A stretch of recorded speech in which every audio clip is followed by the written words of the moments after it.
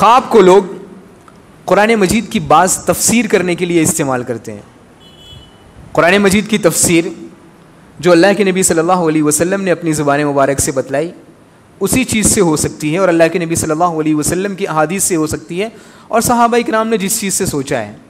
جس چیز کو سمجھا ہے قرآن مجید کو، اور صحابہ کرام نے جو سمجھا ہے اسی کے مطابق قرآن مجید کی تفسیر ہو سکتی ہے. لیکن ہمارے بعض صوفیہ کے نزدیک خواب کے ذریعے قرآن مجید کی تفسیر کی جاتی ہے. جیسے میں آپ کو ایک مثال دینا چاہتا ہوں کہ اللہ کے نبی، ایک صوفی نے خواب دیکھا کہ وہ فرماتے ہیں کہ اللہ کے نبی اللہ رب العالمین کا جو یہ ارشاد ہے وَثِيَابَكَ فَطَهِّرْ، کہ تم اپنے کپڑوں کو پاکیزہ کرو، اپنے کپڑے کو پاک صاف کرو. تو وہ یہ کہتے ہیں کہ اللہ کے نبی صلی اللہ علیہ وسلم نے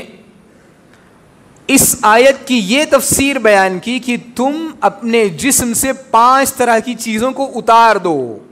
وہ 5 طرح کی چیزیں کیا ہیں؟ محبت ہے، معرفت ہے، توحید ہے، ایمان ہے، اسلام ہے. ان 5 چیزوں کو پاک کرو. جبکہ یہ تفسیر اللہ کے نبی صلی اللہ علیہ وسلم نے بیان نہیں کی ہے.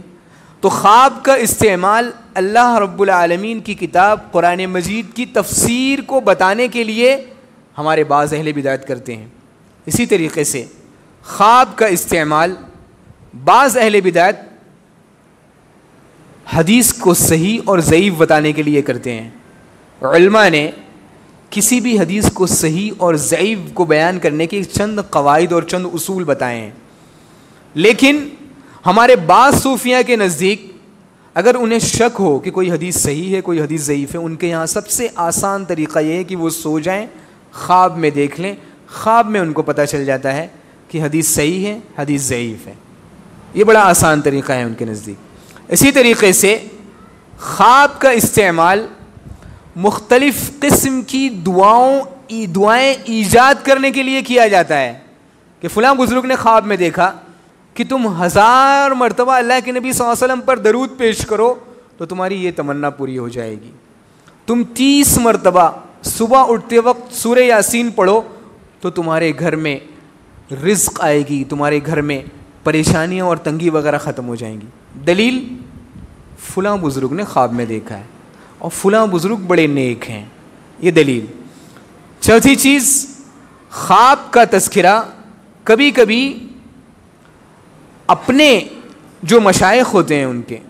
جو اہل بدعت کے بڑے بڑے لیڈر ہوتے ہیں،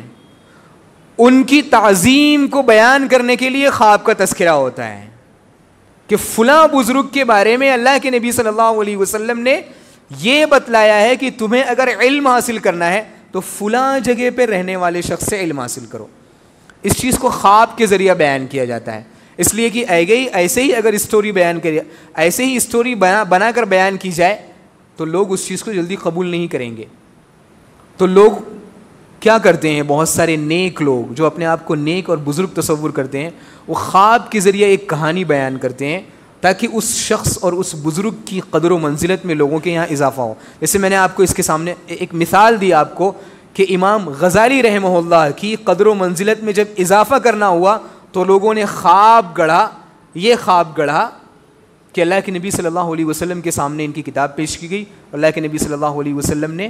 ان کی کتاب سے خوشی کا اظہار کیا اور ان کی کتاب سے اطمینانی کا اظہار کیا. اسی طریقے سے خواب کے ذریعہ بہت سارے شرعی احکام بیان کیے جاتے ہیں. آپ کو تعجب ہوگا، میں مثالیں اگر دوں تو بہت لمبا وقت ہو جائے گا. اگر میں آپ کو ایک ایک چیز کی مثالیں دوں، اگر آپ کو اردو زبان میں اس کی مثالیں پڑھنی ہے تو فضائل اعمال میں جو تبلیغی نصاب یا فضائل اعمال میں آپ کو بہت سارے عجیب قسم کے عجیب قسم کے خواب مل جائیں گے. میں تفصیل نہ ہو، لمبی بات نہ ہو، اس لیے میں آپ کے سامنے مختصر انداز میں بیان کر رہا ہوں کہ خواب کا استعمال کن کن چیزوں کے لیے کیا جاتا ہے. تو خواب کا استعمال شرعی حکم کو بیان کرنے کے لیے کیا جاتا ہے. کبھی کبھی کچھ بزرگان دین نے خواب میں دیکھا کہ انہیں شریعت کا کوئی حکم پتہ نہیں ہے، تو انہیں خواب میں اللہ کے نبی صلی اللہ علیہ وسلم نے خود آ کر اس چیز کا حکم بیان کیا کہ اس مسئلے کا فلاں فلاں حکم ہے، تم لوگوں کے سامنے بیان کر دو. ان چیزوں کا استعمال خواب کو بیان کرنے کے لیے یا خواب کا استعمال کیا جاتا ہے ان چیزوں کے لیے. خواب کا استعمال چند گمراہ جو لوگ ہیں انہوں نے ایک اور چیز کے لیے کیا ہے جو حقیقت میں بڑی خطرناک چیز ہے. مثال کے طور سے مصر میں کچھ لوگوں نے خواب دیکھا کہ حضرت علی رضی اللہ تعالیٰ عنہ کی جو بیٹی ہیں زینب، ان کی حقیقی قبر مصر میں ہے. خواب میں دیکھا تو انہوں نے مصر میں جا کر ان کی قبر بنا دی اور یہ اعلان کر دیا کہ یہ فلاں بزرگ کو خواب میں بتایا گیا کہ یہ اس جگہ پہ دفن ہے. نتیجہ یہ ہوا کہ وہ جو قبر تھی وہ مزار بن گئی اور وہ شخص جو بیچارہ بڑا غریب تھا، جس کی کوئی آمدنی نہیں تھی، وہ اس قبر کا مجاور بن کر بیٹھ گیا اور بڑی آسانی سے اس کے لیے آمدنی کا ایک ذریعہ تیار ہو گیا. اسی طرح آپ کو تعجب ہوگا کہ بعض لوگوں نے خواب کا استعمال اپنے آپ کو مہدی بتانے کے لیے کیا ہے، یہ بتانے کے لیے کہ میں ہی وہ مہدی ہوں جس کے بارے میں اللہ کے نبی صلی اللہ علیہ وسلم نے ارشاد فرمایا کہ وہ قیامت کے قریب آنے والے ہیں. بعض لوگوں نے خواب کا استعمال صرف اس وجہ سے کہ فلاں شخص کا نام محمد بن عبداللہ ہے، اس وجہ سے انہیں بتایا گیا کہ میں نے خواب میں دیکھا ہے کہ فلاں شخص کا نام محمد ابن عبداللہ ہے تو فلاں شخص مہدی ہے.